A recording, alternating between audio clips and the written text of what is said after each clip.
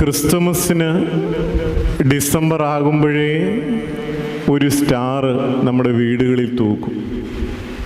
എന്തിനു വേണ്ടിയാണ് ഈ സ്റ്റാർ തൂക്കുന്നത്?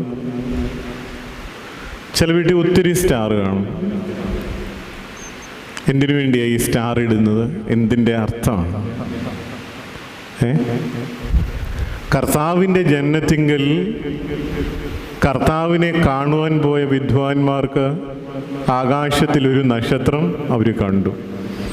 ആ നക്ഷത്രത്തെ നോക്കി അവർ നടന്നു. ആ നക്ഷത്രം എവിടെ ചെന്ന് നിന്നു?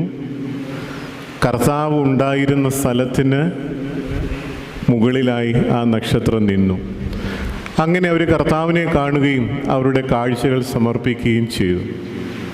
നമ്മൾ വീട്ടിലൊരു സ്റ്റാർ ഇടുമ്പം 100-300 രൂപയൊക്കെ കൊടുത്താൽ സ്റ്റാർ കിട്ടും.